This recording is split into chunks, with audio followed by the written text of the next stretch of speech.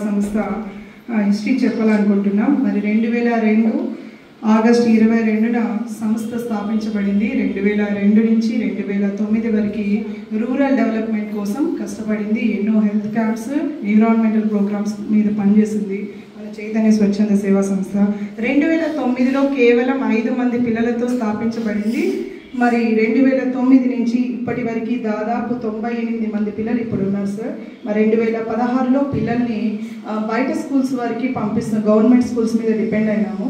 కానీ పిల్లలు చిన్న పిల్లలు అవ్వడం వల్ల, బయట సెక్యూరిటీ లేకపోవడం వల్ల, వీళ్ళ ఎడ్యుకేషన్కి తగ్గ ఎడ్యుకేషన్ బయట ఇవ్వకపోవడం వల్ల, వీళ్ళు అప్స్కాండెడ్ అవ్వడం వల్ల ఇవన్నీ గమనించిన ఫౌండర్ గారు 2016లో ముత్తు ఇంగ్లీష్ మీడియంని ఎస్టాబ్లిష్ చేశారు.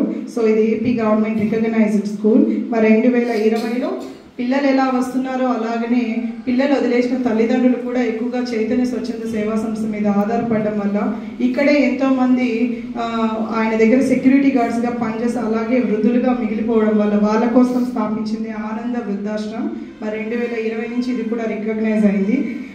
ఇప్పుడు ప్రస్తుతం 2 పిల్లలు మెరిట్ చూసి boon English medium school 10th class free education ఇస్తున్నారు. జ్ఞానాంబిక కాలేజ్ వాళ్ళు 2 పిల్లలకి ఫ్రీ ఎడ్యుకేషన్ ఆర్ట్స్ గ్రూప్ తరఫున చదివిస్తున్నారు. అదేవిధంగా ఒక అమ్మాయి బీఎస్సీ నర్సింగ్ కంప్లీట్ అయ్యి ఆ అమ్మాయి ఇప్పుడు ఇండిపెండెంట్గా వర్క్ చేస్తుంది. మరి ఒక అబ్బాయి గోల్డెన్ వ్యాలీ కాలేజ్లో బీటెక్ చదువుతున్నారు. 10 మంది పిల్లలకి ఇక్కడ మ్యారేజెస్ అయ్యి సెటిల్ అయ్యి పిల్లలు బాగా లైఫ్ లీడ్ చేస్తున్నారు.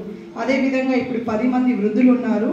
మరి ఈ మధ్య కాలంలో పిల్లలు ఏ విధంగా అడ్మిషన్స్ వస్తున్నాయో అదేవిధంగా ఓల్డేజ్ వాళ్ళు కూడా అడ్మిషన్స్ వస్తున్నారు. మరి ఇది సొసైటీలో అవేర్నెస్ లేకపోవడం వల్ల, ల్యాక్ ఆఫ్ నెగ్లిజెన్సీ వల్ల, కుటుంబ పరిస్థితులు మారిపోవడం వల్ల వృద్ధులు కూడా ఏర్పడుతున్నారు. అలా వచ్చిన ఆయన పేరు కూడా మాకు తెలియదు. సో 2 వీక్స్ ముందు వచ్చారు, రీసెంట్గా భాష అని చెప్పారు.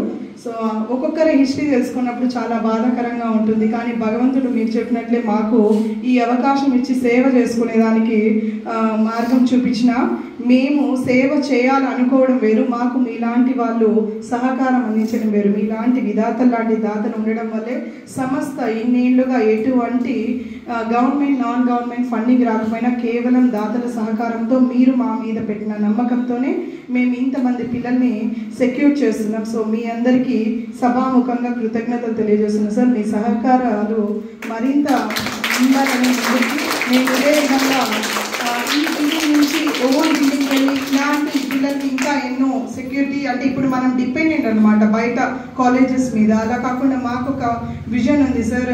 వొకేషనల్ ట్రైనింగ్ పెట్టాలని, టైలరింగ్ ప్రాజెక్ట్స్ పెట్టాలని, ఏవి పెట్టాలన్నా ఓన్ ల్యాండ్ అడుగుతున్నారు.